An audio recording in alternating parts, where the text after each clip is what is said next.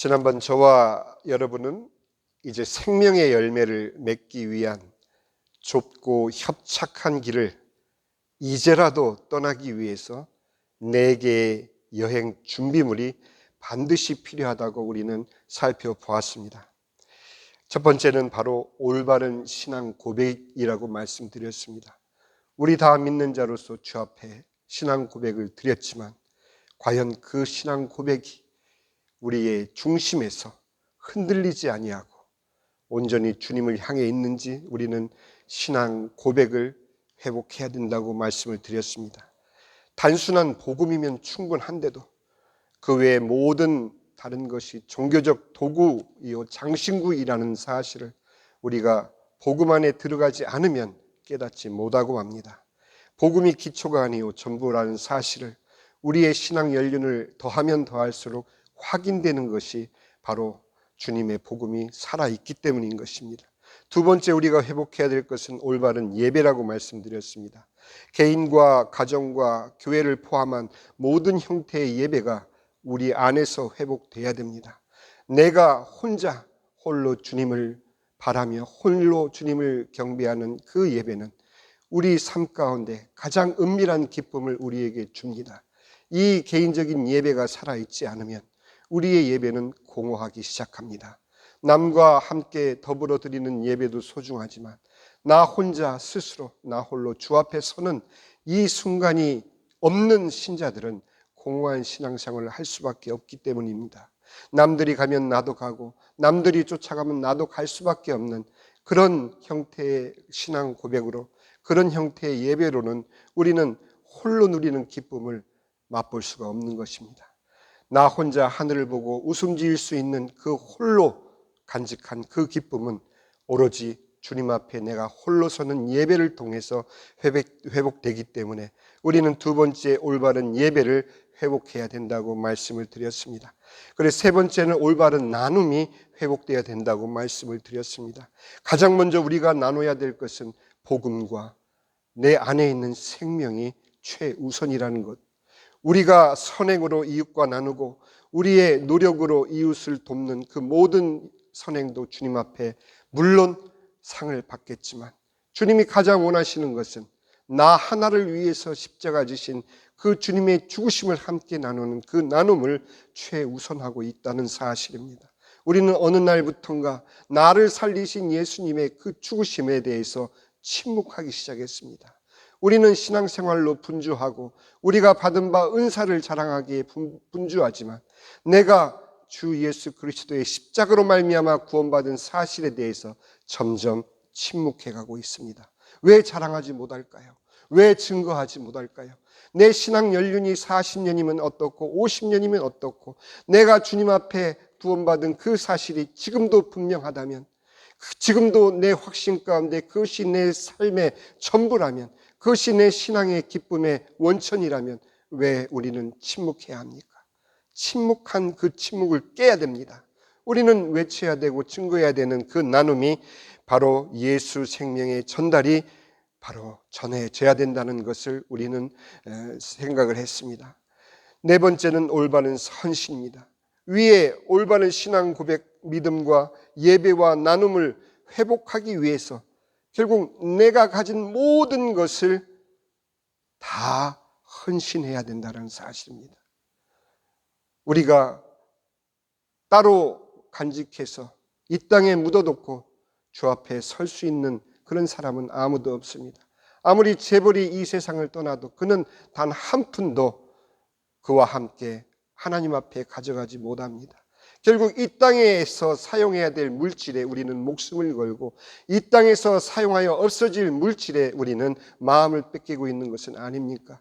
헌신은 물질의 헌신만을 말하는 것이 아니라 진정 내 안에서 신앙 고백과 믿음이 회복되어지고 나의 홀로 하나님 앞에 선 예배가 회복되어지고 진정 내 안에 넘쳐나는 그 생명이 내 이웃에게 전달되는 나눔이 실천된다면 그 세 가지를 위해서는 우리는 나에게 허락된 모든 것을 사용해서 그것을 진행을 해야 된다는 것입니다.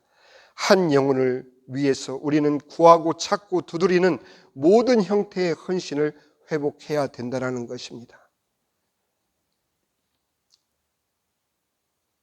그 첫 번째인 올바른 신앙 고백으로부터 우리는 회복을 위해서, 신앙 고백을 위한 회복은 세 가지 발판을 요구한다고 지난 시간에 살펴보다가 마치지 못했습니다. 그 첫 번째가 죄사함의 문제입니다. 더 이상 누가 무슨 죄를 지었기에 하나님 앞에 나와서 어떤 죄를 얼마만큼 주님 앞에 회개해야 되는 그런 개념이 아니라, 더 이상 죄사함의 주체가 내가 아닌 하나님이심을 알아야 된다는 얘기입니다. 나는 고백하지만 주를 죄사함의 주체로 우리가 고백해야 된다는 것입니다. 주님께서는 우리의 죄 회개를 조건으로 내세우지 아니하시고 진정 내 안에 주의 생명이 있다면 거절할 수 없는 죄의 고백이 그로부터 나오기 때문인 것입니다.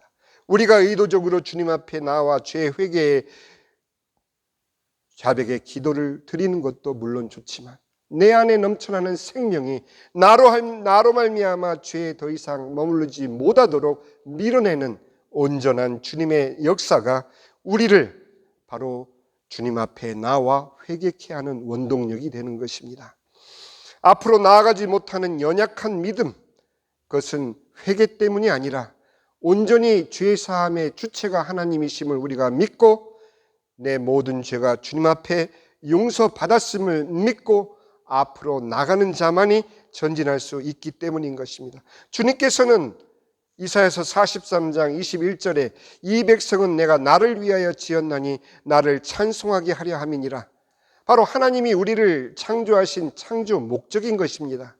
주님은 그 기쁨을 위해서 우리를 창조하셨고, 그런데 우리는 주님을 배반하고 떠났던 것입니다. 그런 우리를, 영 죽은 우리를 주님은 변론의 자리로 부르시는 분이 바로 하나님이십니다. 죄 문제를 따져 묻고 네가 이만큼 잘못했다라는 것을 정죄하기 위해서가 아니라 주님께서는 죄인을 불러 변론의 자리에 세우시는 것입니다. 이사야서 43장 25절 나 곧 나는 나를 위하여 너의 허물을 도말하는 자니 너의 죄를 기억하지 아니하리라. 이미 판결은 내려졌고 우리는 그 내려진 판결을 받아들기 위해서 변론의 자리에 나가는 것이 바로 우리 회개의 성격인 것입니다. 더 이상 여러분들의 죄악으로 말미암아 눈물 짓지 마십시오. 그러나 가슴을 찢어야 될 것은 이제 더 이상 그 죄의 노예로 살지 않겠다라는 다짐이 우리 마음 가운데 솟구쳐야 되는 것입니다. 주님께서는 우리를 그렇게 부르셨고 요한일서 1장 9절에 만일 우리가 우리 죄를 자백하면 그는 미쁘시고 의로우사 우리 죄를 사하시며 우리를 모든 불의에서 깨끗게 하실 것이라고 말씀하셨습니다.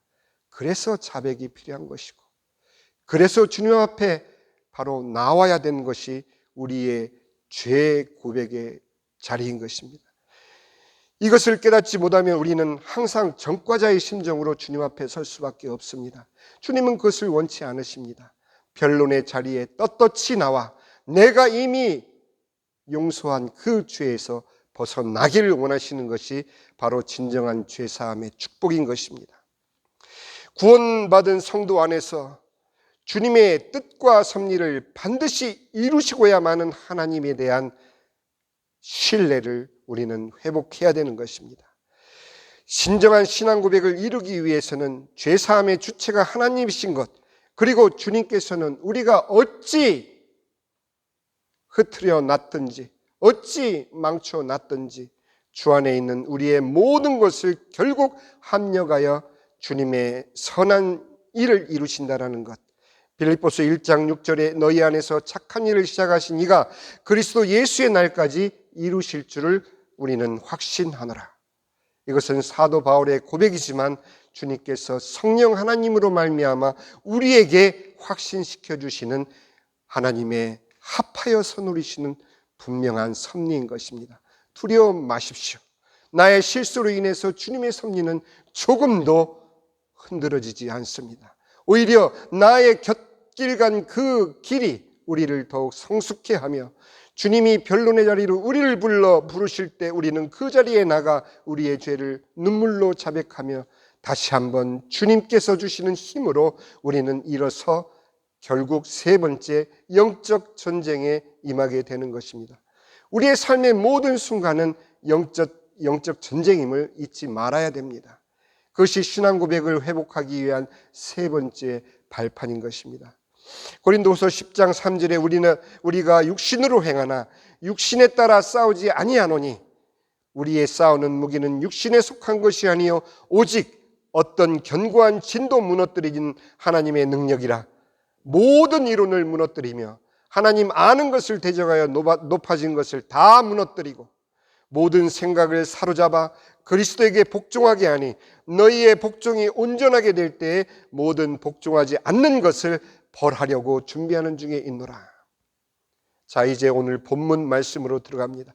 예수님께서는 마가복음 8장에서 베드로의 신앙 고백을 받으시고 난 뒤에, 그리고 변화산상의 영광스러운 변형 후에, 그리고 산에서 내려오셔서 귀신 들린 아이를 고치신 후에, 이렇게 세 번 계속해서 제자들에게 당신이 십자가에서 죽으시고 죽은 자 가운데서 3일 만에 다시 살아나실 것을 말씀하셨습니다. 올바른 신앙 고백이 회복되면 비로소 복음이 우리 신앙의 기초 내용으로서가 아닌 전부로서 우리 신앙 중심에 회복된다라는 것을 마가는 우리에게 알려주고 계신 것입니다. 그 복음은 오직 어떤 견고한 진도 무너뜨리는 하나님의 능력이라. 모든 이론을 무너뜨리며 하나님 아는 것을 대적하여 높아진 것을 다 무너뜨리고 우리의 모든 생각을 사로잡아 그리스도에게 복종하게 하는 것이 복음인 것입니다. 그래야만 기독교 교리와 막연한 자기의 신앙심만으로가 아닌 실제로 임한 종말을 우리는 살아낼 수 있기 때문입니다. 말세 말로는 말세라고 하지만 과연 여러분들 우리가 실제로 이 종말을 살아가고 있다는 것을 실감하고 계시는 분이 몇 분이나 되십니까? 고린도후서 10장 6절에 너희의 복종이 온전하게 될 때 모든 복종하지 않는 것을 벌하려고 준비하는 중에 있노라. 이것이 고린도후서 10장 6절에서 정의하고 있는 종말의 정의인 것입니다. 주님께서는 지금 기다리고 계신 거예요. 믿는 자녀들이 그들의 신앙이 회복되어지고 그들의 예배가 회복되어지고 그들의 나눔과 헌신이 회복되어지기를, 그래서 복음 안에 다시 우뚝 서기를 주님은 기다리고 계시는 것입니다. 그렇게 주의 자녀들이 회복된 신앙 고백과 예배와 나눔과 헌신으로 주님 앞에 설 때에 주님께서는 복종하지 않은 모든 것을 벌하려고 지금 기다리고 계신 것입니다. 그러나 8장에서 신앙 고백한 베드로를 포함한 12 제자들의 복음에 대한 반응을 우리는 오늘 살펴봐야 됩니다. 이것이 바로 오늘날 우리의 모습이기도 하기 때문인 것입니다. 신앙 고백을 단지 교리와 생각만으로 고백한 오늘날의 많은 기독교인들과 너무도 흡사한 모습이기 때문인 것입니다. 마가복음 8장 31절에 인자가 많은 고난을 받고 장로들과 대제사장들과 서기관들에게 버림받아 죽임을 당하고 사흘 만에 살아나야 할 것을 비로소 그들에게 가르치시되 32절에 드러내놓고 이 말씀을 하시니 베드로가 예수를 붙들고 항변하며 예수께서 돌이키사 제자들을 보시고 베드로를 꾸짖어 이르시되 사탄아 내 뒤로 물러가라. 네가 하나님의 일을 생각하지 아니하고 도리어 사람의 일을 생각하는도다 하시고, 주님께서 우리에게 주신 복음은 형태는 너무도 처참한 십자가의 죽음인 것입니다. 주님께서 우리에게 이루어 주신 구원은 그 죽음을 지나 부활을 통해서 증거되는 산 믿음이어야만 이 복음을 우리는 고백할 수 있는 것입니다. 베드로는 주님이 죽으신다라는 것에 눈물 흘리지 않는 제자가 어디 있었겠습니까? 제가 그 순간에 12 제자 중에 하나라 할지라도 저 또한 주님의 죽으심만은 아니되옵니다. 이거는 베드로가 믿음이 없어서 외친 소리가 아니라 보통의 마음을 가진 사람들이라면 모두가 주님의 죽으심을 가로막을 수밖에 없는 것입니다. 우리 눈에 볼 때는 복음은 미련한 것입니다. 우리 눈에 볼 때는, 세상 사람들의 눈에 볼 때는 주님의 복음은 이해되지 않는 역설인 것입니다. 어떻게 죽은 자가 우리의 하나님이시며 그가 죽음을 이기고 사흘 만에 부활했다라는 그 부활이 지금 내 삶의 고통과 무슨 상관이 있나이까? 이렇게 외칠 수밖에 없는 육신적 기독교인이 얼마나 많은 지금을 우리는 살아가고 있습니까? 거기에 우리 자신도 포함되어 있기도 합니다. 사람의 일로 복음을 생각하는 자, 복음은 하나님의 일이요 하나님께서 우리를 위해 베푸신 가장 하나님께는 큰 슬픔이었지만 우리를 위한 가장 큰 기쁨으로 주님은 그 아들을 십자가에 못 박으셨습니다. 두 번째, 마가복음 9장 9절에 그들이 산에서 내려올 때 예수께서 경고하시되 인자가 죽은 자 가운데서 살아날 때까지는 본 것을 아무에게도 이르지 말라. 얼마나 영광스러운 순간이었습니까? 그 변화산상에서 모세와 엘리야와 함께 얘기하시는 예수님의 그 하얀 바간 마가는 그렇게 표현하고 있지 않습니까? 이 세상에 그 어떤 빨래가 이처럼 희게 빨아질 수 있을까? 예수님의 그 눈부신 옷을, 변화된 그 모습을 바라본 제자들에게 절대로 내가 죽은 자 가운데 3일 만에 살아나기 전까지는 아무에게도 이 일을 말하지 말라. 여러분 같으면 그 비밀을 지켜내겠습니까? 당장 지난 밤의 꿈에 나에게 주신 은혜가, 요 조각만한 은혜가 내게 있을지라도 나는 떠버리고 싶은 것이 우리의 심정인데, 내 눈으로 보고 믿겨지지 않는 그 변화산상의 그 놀라운 체험을 한 뒤에 주님은 다시 죽으실 것을 말씀해 주셨습니다. 그런데 그들은 뭐라 말씀합니까? 이 말씀을 마음에 두며 서로 문의하되 죽은 자 가운데서 살아나는 게 무엇인가? 모를 수밖에요. 그들은 믿음이 없어서가 아니라 당연히 죽은 자 가운데서 살아난 자를 그들은 보지 못했기 때문인 것입니다. 우리가 믿는 바 그 복음은 사람의 일이 아닌 하나님의 일이시며 사람의 생각으로 이해되는 일이 아닌 하나님께서 우리에게 주신 기적이라는 사실, 부활의 소망은 아무나 갖는 것이 아닌 것입니다.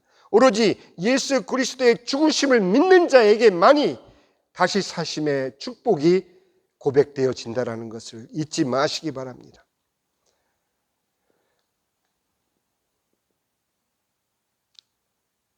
마가복음 9장 30절에 그곳을 떠나 갈릴리 가운데로 지나실새 예수께서 아무에게도 알리고자 아니하시니 이는 제자들을 가르치시며 또 인자가 사람들의 손에 넘겨져 죽임을 당하고 죽은 지 3일 만에 살아나리라는 것을 말씀하셨기 때문이더라.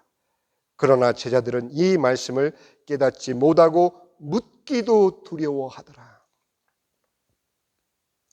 제자들은 주님께서 영겁허, 물론 마가가 그렇게 편집을 했겠지만 마가복음 8장과 9장에 이르러서 벌써 3번씩이나 주님께서는 복음을 들려주셨습니다. 내가 너희를 위해 죽을 것이로다.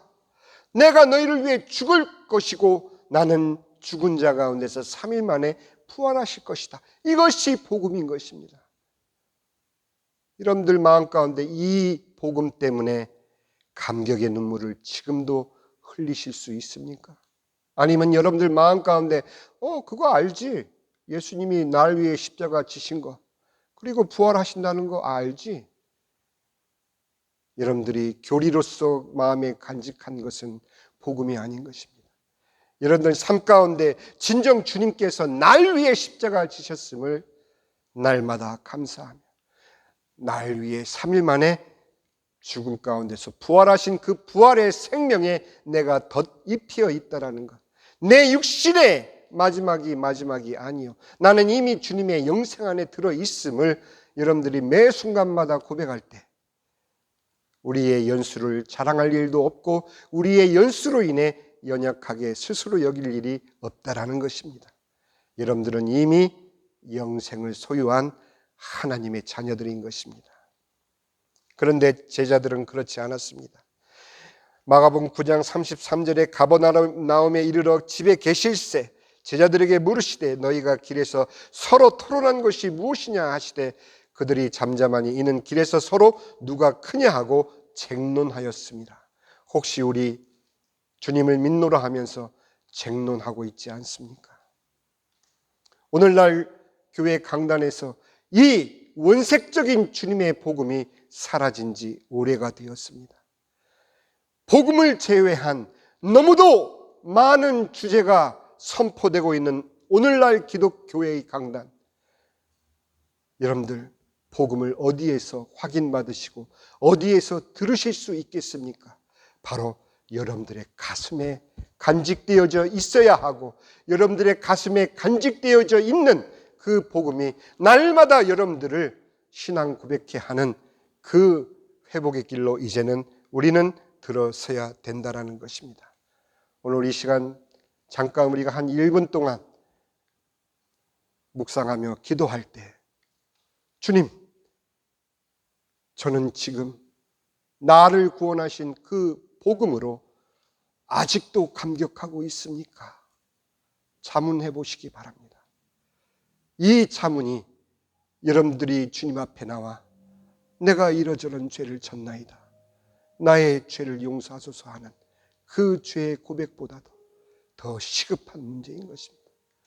내가 복음으로 살아났는지, 나를 살린 그 복음이 내 가슴에 간직되어 있는지, 진정 나는 예수의 생명을 소유한 하나님의 자녀인지, 그래서 내가 사는 이 하루하루가 정녕 주님께서 허락하신 영생 안에 내가 있음을 지금도 고백하고 있는지, 나의 연약함으로 인하여 오히려 주님을 찬양하고 나의 연약함으로 인하여 내가 살아있음을 느끼는 이 순간이 오히려 감사함이 되지 아니하고 불평과 불만이요, 좋게 얘기해서 기도 제목이지만 주님 앞에 짜증낸 것이 얼마나 많았던지 우리는 이 시간에 주님 앞에 고백해야 됩니다.